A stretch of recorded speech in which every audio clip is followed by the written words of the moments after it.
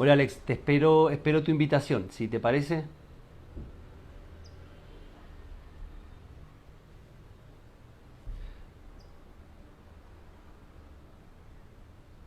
A ver, acá estás.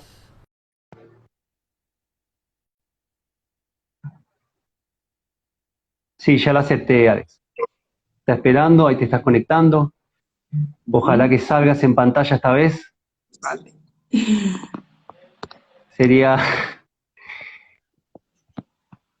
Hola Alex, ¿estás por ahí? ¿Me escuchás? Y aquí estoy, sí, sí estoy. Bueno, yo voy a seguir hablando y si no, es una lástima que no podamos verte. Bueno, yo te voy a hacer una segunda pregunta. Cuando uno aborda la sostenibilidad, inclusive en las propuestas académicas de muchas universidades, uno tiene por un lado la arquitectura sostenible como camino y por el otro la ciudad sostenible. Entonces te voy a preguntar qué significa que una ciudad sea sostenible, pero te voy a hacer esa pregunta teniendo en mente dos problemáticas que atraviesan a Medellín y a Santa Fe respectivamente.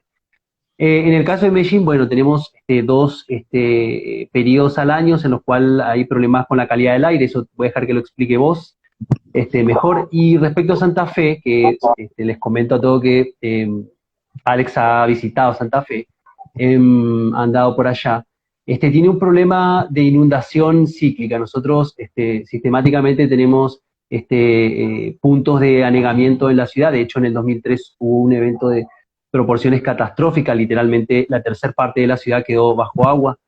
No sé si has visto imágenes. Entonces, bueno, ¿de qué se trata la ciudad sostenible teniendo en cuenta estas dos problemáticas? Bueno, ¿me escuchan? ¿Me estás escuchando? Sí, se escucha perfecto, Alex. Bueno, yo creo que mejor la voz entonces que la imagen. Mira, Lucas, yo creo que hay que partir de un principio que identificamos cuando hicimos la política pública. Todas estas preocupaciones por la gestión ambiental sostenible, económica, social de las ciudades son demasiado recientes frente a la escala de lo que significa una ciudad de manera histórica. Eh, no podemos decir hoy en día, y yo lo he dicho en muchas conferencias y en las asesorías que yo hago para las diferentes ciudades, eh, Ujú. en Medellín o cuando hemos participado de los talleres con el Colegio de Arquitectos y la Municipalidad de Santa Fe y los cursos de la maestría en la Universidad Nacional del Litoral, Ujú. no podemos decir hoy que las ciudades están mal planificadas frente a la sostenibilidad, porque sería una definición injusta.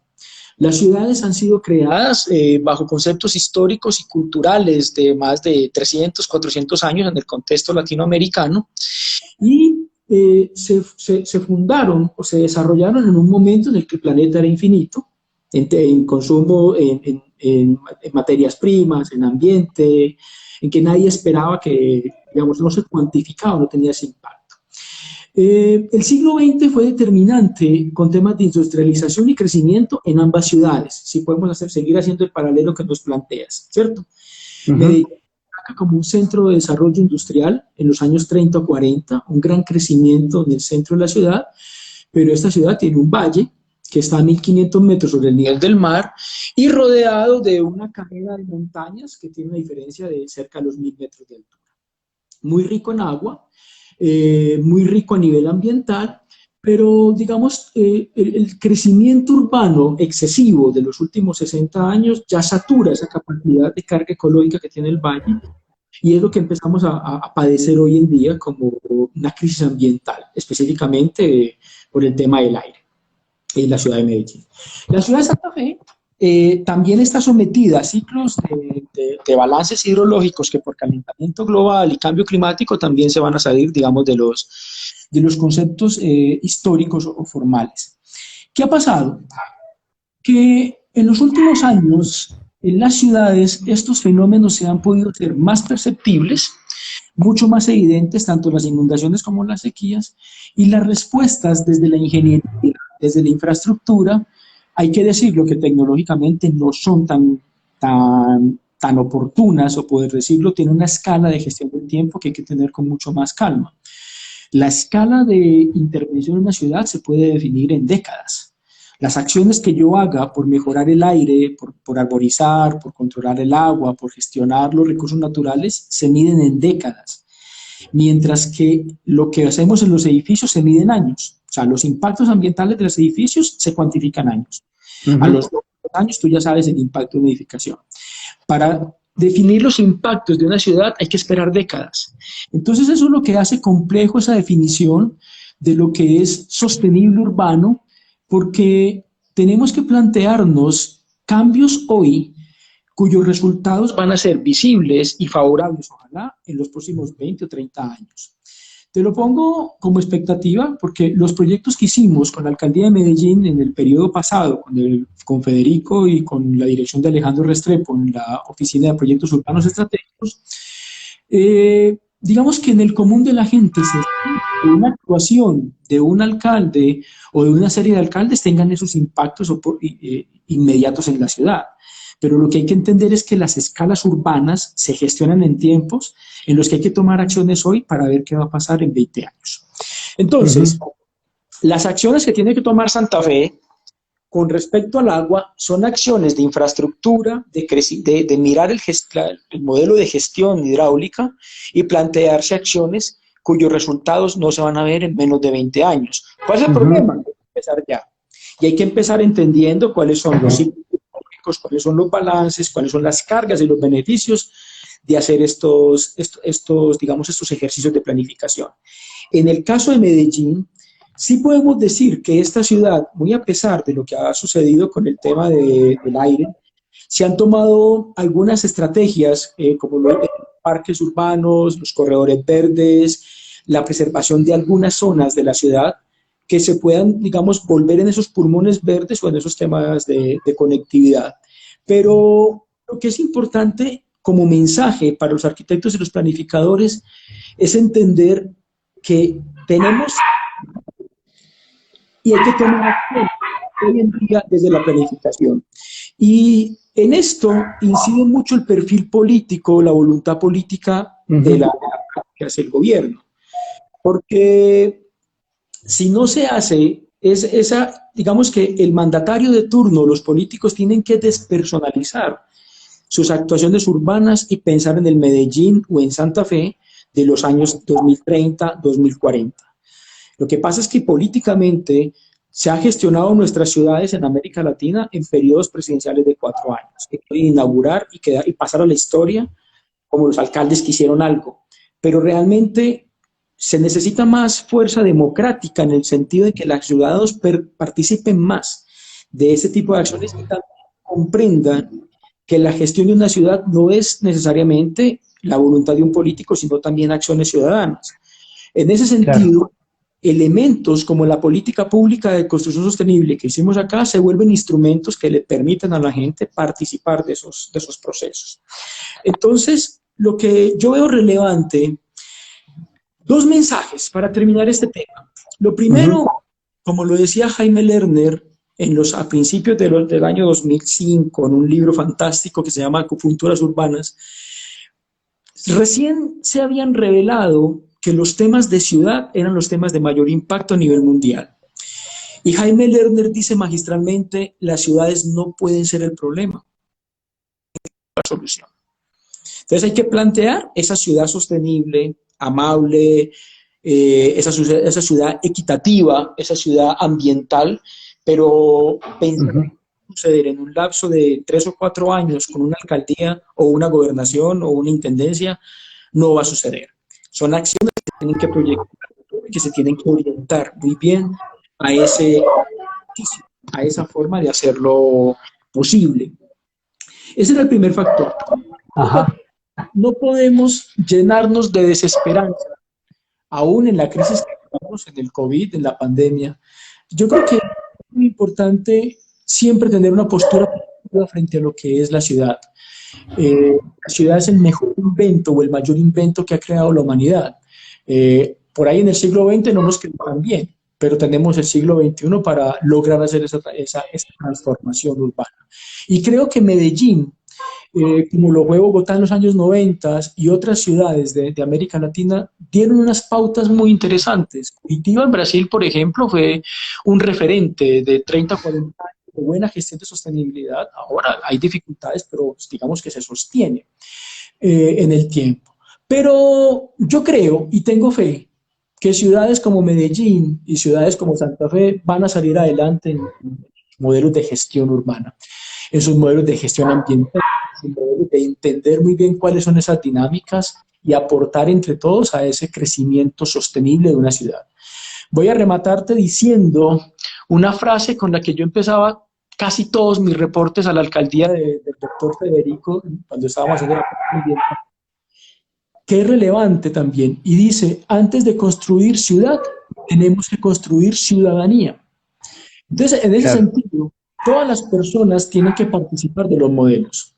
Te voy a poner un ejemplo muy básico. Una ciudad hace una gran inversión para hacer un parque o una zona verde y todo el asunto, y por ahí la gente no la trata bien, tira basura al suelo, hace contaminación, no recoge el excremento de los perros. Entonces, ¿para qué hacer esos ejercicios si ciudadanamente tampoco estamos preparados para eso? Creo que ahorita tendríamos que también hacer énfasis en la construcción de una ciudadanía, de que la gente sea más consciente del cuidado de las zonas verdes, del cuidado de los árboles, de la gestión del transporte, del uso de alternativas, y creo que es sumar entre todos. Dejar esa actitud pasiva del ciudadano que se queja o del ciudadano que no aporta a un ciudadano más proactivo y que le aporte a la ciudad, porque la ciudad la construimos entre todos. Perfecto, o sea que podríamos decir básicamente que, digo, como reflexión de todo esto, que es importante que la sostenibilidad sea concebida de manera transversal, es decir, no empieza y termina en el mundo de la arquitectura ni de ninguna disciplina, sino que debería ser algo que nos concatene, digamos, concatene diferentes disciplinas. Exacto. Perfecto. Bueno, quedó más que claro. Te voy a hacer una pregunta que me resulta muy interesante. Te he escuchado hablar hace poquito del tema. Sé que en la oficina están trabajando con arquitectura sostenible y softwares con base BIM. Contame un poco de qué se trata ese asunto. Lo que hemos hecho en los últimos ya 3 años en PBG, encontramos una sinergia muy, muy importante en 3 aspectos que ya lo hemos asociado a un concepto. Es un concepto que surge de PBG que hemos llamado BIM-novabilidad. Te lo voy a escribir. Que es BIM-novabilidad. Ahí está. Que es la conjunción en 3 elementos que son claves: la metodología BIM, la innovación y la sostenibilidad. Esa es el casado o el cruce que hemos hecho del concepto, y hoy en día la BIM-novabilidad es, digamos, el eje central de la reflexión en PBG Arquitectos. Entonces, ¿de qué se trata esto? Somos, digamos, expertos, tenemos gran experiencia académica, científica y profesional en temas de arquitectura bioclimática. Hemos generado herramientas, métodos de cuantificación de coeficiencia. Nosotros en PBG cuantificamos todo. Cuantificamos energía, cuantificamos agua, cuantificamos materiales, cuantificamos impacto. Y una empresa reconocida por Colciencias en Colombia, que es, digamos, el Ministerio de Ciencia y Tecnología en Colombia, reconocida como empresa altamente innovadora. O sea, tenemos los 3 elementos en PBG. Y eso nos ha permitido entonces integrar a través de la metodología BIM herramientas, metodologías y procesos que permiten cuantificar la sostenibilidad. Yo creo que esa es la parte más importante del concepto, porque, como lo decía previamente, hay que cuantificar, hay que medir. Y en algo en lo que nos hemos hecho muy expertos.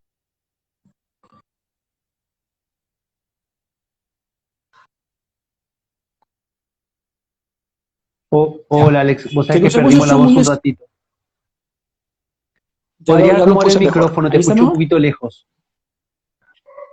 Entonces, Ahí va, te perfecto. decía que Sí, somos está perfecto, expertos en gracias. cuantificar los fenómenos, en diseñar cuantitativamente, no solo cualitativamente, y también desarrollamos Ajá. herramientas de modelación y simulación.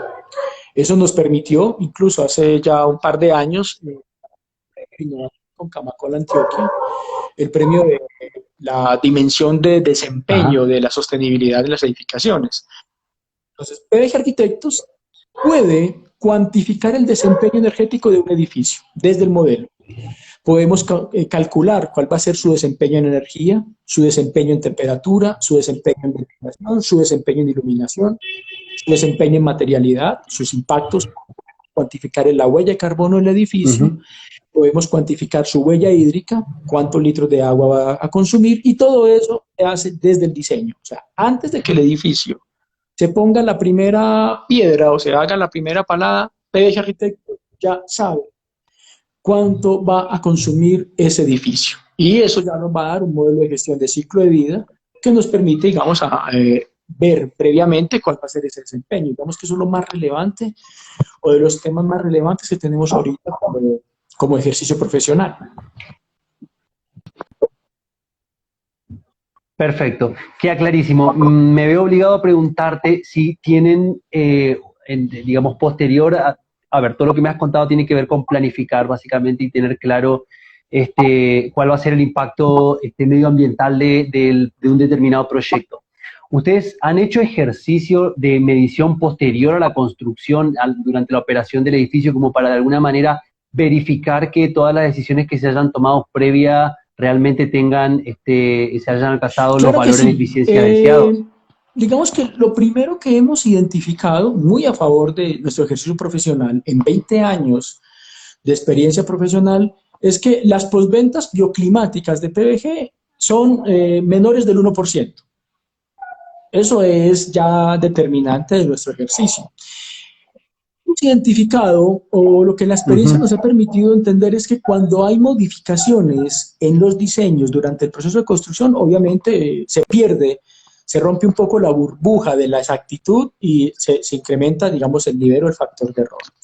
Sin embargo, en algunos proyectos de los cuales hay uno que tengo muy gratos recuerdos, un hotel que hicimos aquí en Conquistadores, se llama el Terra Hotel, en la cual nosotros participamos en varias etapas del proyecto y en la gestión de su desempeño, logramos, entre otros elementos relevantes, tener un net cero aguas. Es el primer que no estaría dependiendo de una red de acueducto de EPM, e incluso lo hicimos en un momento en que eso era, no lo llamemos ilegal, no estaba normatizado, ¿cierto? Fue como de esos claro, primeros momentos en los que uno dice, sí se pueden hacer edificios sostenibles. Y fue un edificio de uso hotelero donde se hicieron análisis bioclimáticos, de materialidad, de eficiencia energética y de eficiencia hídrica, donde logramos hacer modelos de gestión y aplicarlos y medirlos en el desempeño.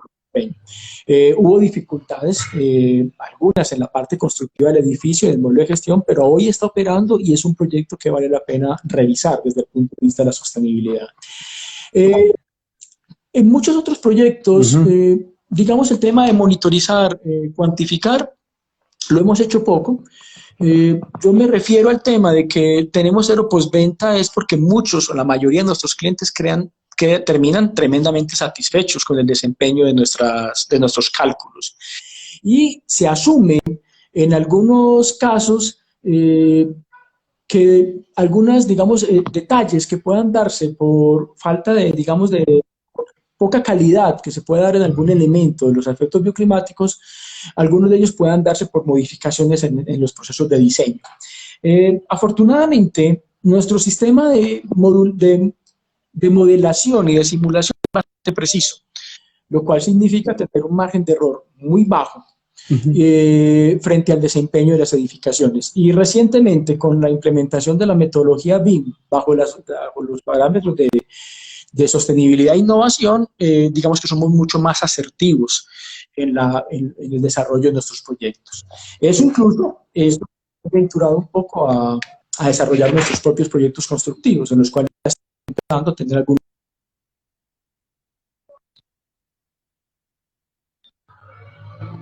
sino también desde el punto de vista de la materialidad y la industrialización. Si les digo de nuevo, si vuelven a ver la página de términos, ya estamos hablando de sistemas constructivos propios, de sistemas constructivos industrializados y de un mayor, digamos, aporte al tema de la construcción sostenible. Actividad.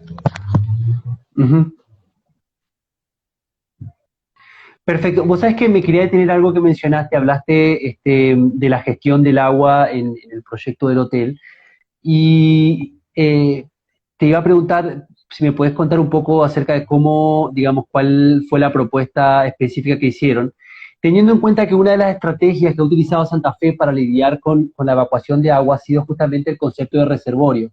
Se ha tratado de implementar dentro de los hogares y la ciudad misma también tiene espacios destinados a reservorio de agua con intenciones de hacer que el agua se evacúe más lentamente. Entonces, como a ver si podemos articular ideas y de alguna manera encontrar algunas respuestas que puedan orientar al problema Bueno, en Santa Fe Mira, de lo la primero que hay evacuación del agua. que entender, y que lo vimos hace ya 12 años en un artículo y una investigación que hicimos en la universidad y en PBG, es que no es Santa Fe, ni Lima, ni Santiago de Chile, ni Bogotá. Todas las ciudades del siglo XX están mal planificadas en términos de agua. Y eso es algo que es muy complejo. El modelo de gestión de agua, el mismo modelo de gestión que utilizaban los romanos en el siglo I a.C. O sea, el retraso conceptual en la planificación urbana en temas de agua es de 20 siglos. ¿Estamos? Como primer factor. ¿Qué pasa? Hay que comprender el ciclo hidrológico como un factor determinante en las ciudades. Y lo primero que hicieron las ciudades fue cortar el ciclo hidrológico, impermeabilizar el suelo, romper el ciclo hidrológico, contaminar el agua.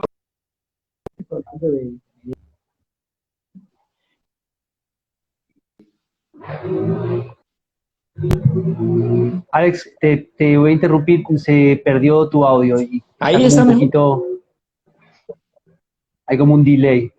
Perfecto, sí. Si puedes repetir esa última parte, te agradezco Bueno, te que decía perdimos que tus la comentarios. ciudad del siglo XX rompió los ciclos hidrológicos y lo hicieron bajo los mismos conceptos que lo hacían los Sí. romanos.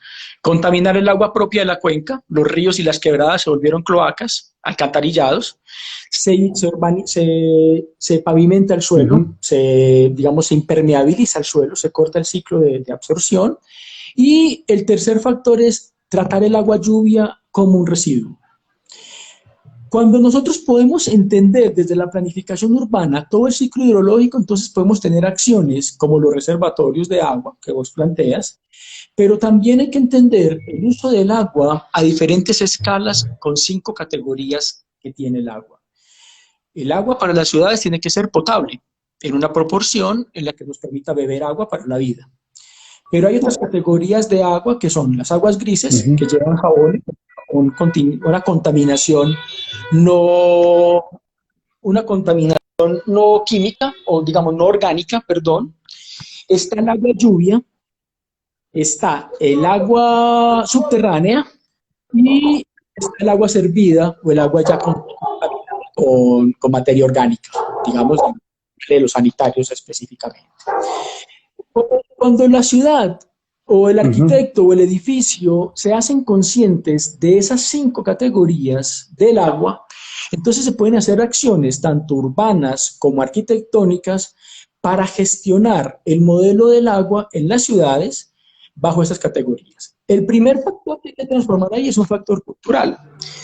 Tenemos una cultura, por lo menos en nuestra ciudad y en nuestro contexto, aquí potabilizamos agua para lavar carros, o potabilizamos agua para descargar sanitarios, potabilizamos agua para lavar la acera y regar los antejardines. Entonces ahí hay un problema que hay que verificar, el uso de un uso correcto del agua. El agua potable, en términos de demanda o de consumo, perdón, estaría por un orden del 40% de lo que usamos diariamente. Si a ese 60% del agua le damos otras características, por ejemplo, aguas de un segundo uso o aguas grises, de duchas, de lavamanos, de bañeras, de lavadoras, se pueden hacer un tratamiento y se pueden recircular en la edificación para descargas sanitarias o para lavado. Entonces se empieza a generar un microciclo del agua dentro del edificio y dentro de la ciudad. El agua subterránea, que es un recurso también que hay que cuidar, por lo general lo que se hace convencionalmente es abatir el nivel freático y no hacer un uso de ese modelo de agua. El hotel, por ejemplo, el hotel que les hablaba ahorita tiene un reservatorio de tanques de agua subterránea que se bombean y abastecen los regados y los jardines del mismo hotel. Tiene muros verdes en 10 pisos de altura, completamente regados por agua subterránea o por aguas lluvias.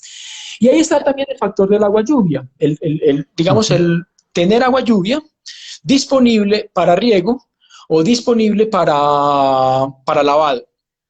Hay un tema que se ha especulado mucho acerca de la lluvia ácida del aire. Sin embargo, hay estudios determinantes hoy en día que nos permiten demostrar en diferentes modelos de gestión urbana del agua que es más económico, más eficiente potabilizar agua lluvia, que ya viene prefiltrada, que agua de represa o agua de embalses o agua para beber. Entonces, fíjate, de lo que estamos hablando es de una gran transformación del modelo cultural frente a la gestión del agua. Y hoy hay que entender además esos ciclos hidrológicos que están alterados por cambios climáticos. Ahorita alguien en los comentarios decía que en Santa Fe hay sequía en este momento. Nosotros estamos ya a portas, aunque ha estado lloviendo los últimos días en Medellín o en Colombia, ya se avecina también un tema de probable razonamiento de agua, es porque fenómenos como el Niño o la Niña van alterando esos ciclos hidrológicos. Lo que yo he percibido de Santa Fe es que hay que entender el agua no como un problema, sino como una potencialidad, como un recurso. Y en la medida en la que se haga un uso, digamos, racional y se pueda comprender el ciclo hidrológico desde la planificación urbana en la ciudad, no tendríamos que estar defendiendo la ciudad del agua. Lo que tendríamos que estar es dejando que el agua fluya, mejorando la permeabilidad del suelo en una ciudad que es muy rica en aguas. El tema de los reservatorios es muy buena estrategia como posibilidad, pero también es modelos de gestión asociados a toda la parte de comprender sobre todo el ciclo hidrológico. ¿Qué es lo que pasa? Que lo que más convencionalmente hacemos es impermeabilizar, llenar de concreto, los propios edificios impermeables al agua, encubierta, agua lluvia se bota a la alcantarilla. Ajá. Si hiciéramos, mira, te doy un dato que hicimos para Medellín en el 2008. Si en Medellín se usara el agua lluvia como recurso, solamente se requeriría el 60% del agua que lleva en la ciudad para abastecer el requerimiento de agua potable. A mí me parece una cifra absurda. O sea, si esta ciudad usara el recurso del agua lluvia disponible por temas climáticos, esta ciudad podría ser autosuficiente en agua y no tendría que estar exportando agua de otras cuencas, como la cuenca de la Ceja, digamos de San Nicolás, o la de Río Grande, en la meseta del norte de Antioquia. Que es lo que te decía, que es el ejemplo de que se han preguntado de dónde llega el agua potable de Santa Fe, y desde qué embalse o la bombean. El de embalses que están a 50 kilómetros, como el de Río Grande, por ejemplo, o el de la Fe, 50 kilómetros de distancia. Ajá. Entonces hay que entender esas dinámicas y esos modelos de gestión. Perfecto, entonces lo que yo entiendo básicamente es que es importante preguntarnos qué hacemos con esa agua, digo, en el caso de Santa Fe, que tenemos reservorios, ¿qué hacemos con ese agua? Quizás sería una pregunta, bueno, que abra puertas a esto que hablabas vos, por ejemplo, de la recirculación del agua. ¿Han trabajado con plantas potabilizadoras en el sentido de decir, potabilizan el agua y la vuelven a inyectar o simplemente el agua potabilizada es la que se consume? Hay un tema que tiene que ver, sucede lo mismo, por ejemplo, con el tema de las energías alternativas. Todos sabemos que la generación fotovoltaica es altamente eficiente, limpia, bueno, tiene algún detalle con el tema de gestión de almacenamiento en baterías y demás. Pero cuando uno habla de energías alternativas, se habla de energía fotovoltaica y en la red, hay que usar lo que tenemos en la red. En el caso del agua, si una ciudad tiene un abastecimiento constante y normal de agua potable, como sucede en como Medellín, abastecida por EM y gestionada por el agua, pues digamos, es muy raro. Pero el modelo de potabilización de agua en grandes embalses es un modelo costoso, es un modelo que incluso económicamente da unas pautas de insostenibilidad porque se vuelve caro. Pero es el modelo de gestión que se instauró hace 50 o 60 años. La red ya está, los embalses ya están y demás. Claro. ¿Qué ha sucedido con base en el tema de la potabilización del agua? Dos factores. El primero es un factor cultural.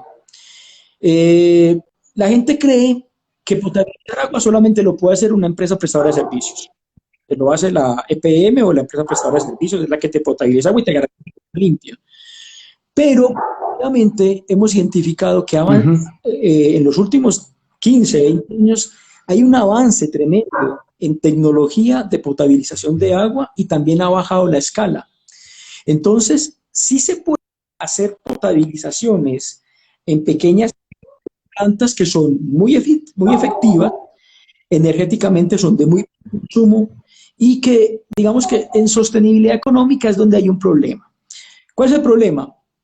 Un metro cúbico de agua potable urbana vale, en Medellín, vale $1 o $2, un metro cúbico. Cuando un metro cúbico de agua potable te vale $2, derrochas agua. O sea, no tenés una... Nosotros tenemos un ejercicio en nuestros cursos de que si se hiciera la equivalencia de comprar esa misma agua en botellitas de 600 mililitros, estaríamos pagando más por el agua que por la gasolina. Es una simplificación. Pero una planta de potabilización pequeña para una vivienda, en términos de retorno económico, quizás no sea atractiva financieramente, pero progresivamente son más económicas y son tremendamente eficientes. Es muy probable que esa tecnología se empiece a implementar, tanto más por la necesidad o por la carencia de tener el recurso disponible. Pero, como te digo, los prediseños y los análisis que hemos realizado nosotros en algunos edificios nos permiten tener edificios autosostenibles en agua, usando los 5 conceptos que te dije: agua potable, agua lluvia, agua gris, agua freática y agua servida. Si se gestionan desde el diseño, los edificios podrían tener ahorros superiores al 90% en agua. En Santa Fe podría ser un ejercicio muy interesante en esa línea y plantear opciones tecnológicas para la, digamos, la escala. Voy a rematarte diciendo que los problemas de la ciudad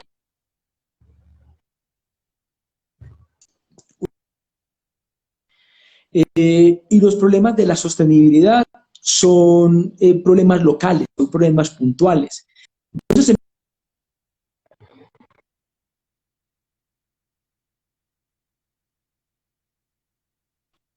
de hablar, por ejemplo, de pequeños distritos. Puede haber lugares de la ciudad que puedan tener mejores modelos de gestión de agua a nivel barrial. Serían como distritos hídricos. Y ahí se han desarrollado algunas tesis doctorales y algunos trabajos muy interesantes en esa línea que permiten establecer esa condición. Conclusión. Progresivamente será necesario potabilizar agua en las edificaciones y se puede poner como un servicio o como un modelo. Incluso nosotros lo tenemos involucrados para algunos de nuestros proyectos en regiones que son o muy áridas o que tienen una escasez en los modelos de gestión de agua. Perfecto, muy interesante. Bueno, como para ir cerrando, interesante todo el asunto del agua y creo que Santa Fe, bueno, tiene un vínculo particular, espero que sea fructífera tus comentarios. Como para ir cerrando, bueno, paso obligado, te tengo que preguntar cómo la arquitectura sostenible, digamos, cómo la arquitectura sostenible le hace frente al confinamiento social. ¿Cuál sería como la respuesta desde tu perspectiva? A ver, Lucas, justamente sí, creo que se ha hecho notable un principio que va antes de la sostenibilidad. En la medida en que nos hacemos más conscientes de la necesidad de tener calidad ambiental, habitabilidad y bienestar, digamos que progresivamente podemos dar ese paso a la sostenibilidad. Digamos que la arquitectura siempre ha buscado o ha promovido el tema de tener espacios sanos, seguros, confortables, saludables, habitables, pero cuando la arquitectura pierde rigor, pierde esa capacidad técnica de garantizar esos aspectos, se apoya en la energía y en los recursos naturales para garantizar esas premisas. Ahora, con la crisis del COVID y la pandemia, nos hemos hecho más conscientes en el confinamiento de la necesidad de tener espacios más saludables, de mayor calidad ambiental, digamos, más bioclimáticos, más eficientes, y que eso no tenga necesariamente que ver con un mayor consumo de recursos naturales. Estamos hablando de energía directamente como energía eléctrica o calefacción y demás. A mí lo que se me hace, y es lo que estamos aprendiendo el día de hoy, es que el confinamiento ha hecho a la gente mucho más perceptible, mucho más sensible frente a los espacios que habita y sobre la relevancia que tienen estos factores como las áreas, los acabados. Ya en 3 meses de confinamiento la gente ya entiende hoy en día a día el factor del sol en su balcón, algo que quizás era que no percibía Sí. en el día a día por estar fuera de casa. Para que se hagan una idea, mañana es el solsticio de verano, por lo menos en el hemisferio norte. Entonces es el de invierno, en el hemisferio sur. Claro. Entonces, mañana es el día en el que es el día para nosotros más largo del año y es el día donde el sol está en su máxima posición al norte, ¿cierto? Entonces, para quienes tienen balcones mirando al norte, van a tener la máxima incidencia solar sobre sus balcones, ¿cierto? Quienes están orientados al norte. Y van a esperar hasta septiembre y el sol no va a volver sino dentro de un año va a volver a estar en ese mismo punto. Entonces, si esas escalas de temporalidad en el confinamiento las asociamos con habitabilidad, por ejemplo, la percepción del ruido de los vecinos, porque ahora estamos 24 horas todos en casa, la percepción de los olores, de la cocción de los vecinos y de la propia, de la casa, los factores de la iluminación, de la ventilación, de alguna manera nos ha hecho, digamos, a ser más sensibles y quienes tenemos la posibilidad de habitar espacios sanos, pues digamos que lo celebramos, estamos más preocupados por otros factores. Pero infelizmente, quienes habitan espacios que tengan cargas ambientales mucho más complicadas por esos fenómenos, la próxima vez que puedan tomar la decisión de adquirir un bien, de construir una casa o de cambiarse apartamento, van a procurar encontrar mayor calidad ambiental. Y en ese sentido, creo que la nueva oferta de vivienda que se avecina o se ve venir como uno de los posibles motores de reactivación económica, salvo la desgracia del día de ayer, del cual no vamos a hablar, del COVID-19 y el día sin IVA, no vamos a hablar de eso, no hay para describir semejante barbarie, Perfecto. semejante cosa, no vamos a hablar de eso. Lo que esperamos como constructores, como arquitectos, es que la gente que adquiera bienes edilicios, o sea, viviendas, oficinas o espacios, sean más sensibles de la calidad ambiental de ellos y ahí se va a dar una mayor demanda por factores bioclimáticos, factores de diseño y por calidad ambiental. Porque la gente encerrada 3 meses ya sabe lo importante que puede resultar 40 centímetros más de balcón, 30 centímetros más de ventana, 20 centímetros de espacio. Entonces creo que es muy importante entender esa dinámica sobre la calidad ambiental de los espacios. Y los arquitectos y los constructores lo tenemos que ver como una oportunidad.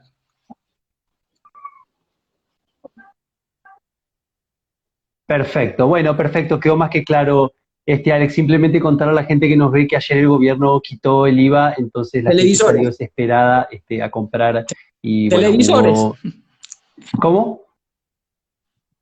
Sí, televisores, salió a comprar televisores y la verdad que fue penoso ver toda esa gente agrupándose en la puerta de los grandes shopping malls. Bueno, Alex, simplemente cerrar preguntándote, bueno, alguna sugerencia para las personas que se quieran adentrar en el mundo de la sostenibilidad, algún libro, bueno, podcast, Lucas, ahí canales. Es todo el ambiente de PBG Arquitectos. Es visitar. Les voy a poner solamente 3 sitios web. El de PBG Arquitectos, que digamos que es nuestra empresa principal. Tenemos una escuela virtual de cursos de arquitectura sostenible que se llama Arquitecto Campus Digital. Tuvimos una campaña se me fue sin el .com. Es que hablar y escribir, bueno, eso es secretaria. Sí, sí, arquitecto.co. Esa es nuestra escuela virtual. Tuvimos para el inicio de la pandemia una campaña masiva de cursos de arquitectura bioclimática y sostenible. Logramos certificar a más de cerca de arquitectos, constructores y estudiantes en arquitectura bioclimática y sostenible. O sea, fue una campaña súper exitosa con el apoyo de Camacol Antioquia y con la Sociedad Colombiana de Arquitectos Presidencia Nacional. Y tenemos disponible, también tenemos, estamos por lanzar nuestra editorial de PDG Arquitectos. Está nuestra empresa constructora, que la voy a poner aquí, Términos Construcciones, por si alguien quiere, bueno, si está interesado en desarrollar proyectos de construcción sostenible. Eso es con Términos Construcciones. Y directamente pueden contactar con PDG Arquitectos. Sí. Grupo empresarial, tiene empresa de domótica, tiene grupo de investigación, tiene editorial, tiene campus virtual, no sé si se me va a quedar alguna por fuera, tenemos editorial y tenemos empresa constructora. Eso es PDG Arquitectos ahora. Sí, sí, perdón, te iba a decir que vi que publicaron un libro hace poquito, el año pasado. Estamos por lanzar ahora un manual de diseño sostenible, ya hacemos los trámites. Estamos preparando una serie de publicaciones. El tema es que la pandemia frenó un poco el modelo, porque bueno, son libros que van a salir en dos formatos, formato impreso y formato digital. Entonces vamos a tener las dos posibilidades. La pandemia lo ha retrasado un poco. Tenemos otras transferencias que hemos hecho. Acabamos de entregar hace una semana, 15 días, yo lo puse en Instagram, para quienes me siguen en Instagram, el manual de gestión del espacio público y señalética de la ciudad de Medellín. Va a estar, ya le pertenece a la EDU, ya es la Secretaría de Infraestructura Física de la EDU quienes harán, digamos, su correspondiente publicación. Y como te digo, estamos preparando ya una serie de volúmenes. Estamos en este momento en la producción muy avanzada de 6 libros de arquitectura bioclimática y sostenible, que va a ser el estreno de nuestra editorial.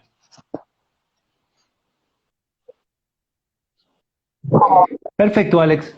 Bueno, no sé si quieres añadir algo, complementar algo a todo lo dicho. Estaba hoy, les voy a decir, me afeité para la reunión, estaba más barbado que vos. Eso fue la transmisión, entonces, bueno, estaba súper organizado, o sea, me afeité y me peiné para la reunión y al Instagram no le dio por no aparecí. Entonces, y no apareciste. Muchas gracias, Lucas. Un saludo muy grande a la gente de Santa Fe, quienes me han acogido siempre que voy a un segundo hogar. Te digo que es fantástico, me encanta trabajar con el Colegio de Arquitectos de Santa Fe. Hemos hecho varios cursos de sostenibilidad, hicimos uno de fantástico. Ajá. Y me encanta. Además de que tengo grandes amigos, está Mauro Chiarella, está el profesor, se me va en este momento, estuvimos ahorita en Córdoba, en la Universidad de Córdoba. Se me va el nombre en este momento, gran amigo. Bueno, tengo muchos amigos ahí en Santa Fe. Griselda es tía tuya, sí, ¿cierto? Sí. No, es tía mía, es tía de todos, es una gran tía, Griselda. Entonces, es una figura muy querida por todos. Sí, seguro. Entonces, seguramente nos estará escuchando. Y por supuesto Eduardo, que hace los asados. Al gallina, de gallina le dice. A ver, la gallina. A la gallina. Y un saludo muy grande para todos ellos. Bueno, Alex. Es maravilloso visitar Santa Fe. Me quedo con un poco de nostalgia, o de saudade, como decíamos en Brasil, porque en este momento yo debería estar saliendo de Santa Fe de regreso para Colombia. O sea, hoy yo debería estar despidiéndome de los estudiantes porque teníamos el curso de la maestría. Esperemos que muy pronto nos podamos volver a ver. Y teníamos, de verdad, grandes planes. Estamos programando con Griselda un taller con la municipalidad de temas de normativa y construcción sostenible para la ciudad de Santa Fe. Se nos quedó ahorita en pausa por el COVID. Pero bueno, eso es a grandes rasgos un saludo muy grande para todos. Perfecto, ese video es algo simbólico en ese sentido. Bueno, yo por mi parte agradecerle al Colegio Arquitecto por el espacio, y a la gente que nos escuchó. Me parece una pena que no hayamos podido verte, pero bueno, las cosas salieron así. Lo importante es que la charla haya estado bien. Así que nada, agradecerle a la gente que nos ha escuchado y a vos especialmente, Alex, por el tiempo que nos diste. Ahí te veo, no te puedo creer, es impresionante. No. Maldita sea, miren que estaba hasta peinado. Sí, sí, te veo, te quedó bien la barba. Sí, quedé bien. Alex suele usar barba un poquito más larga, sí, yo no te había visto nunca sin barba.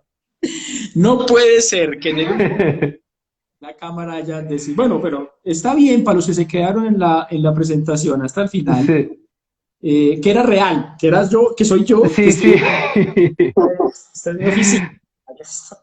Y que bueno, que no era una grabación, y que bueno, soy Ni yo. nada raro.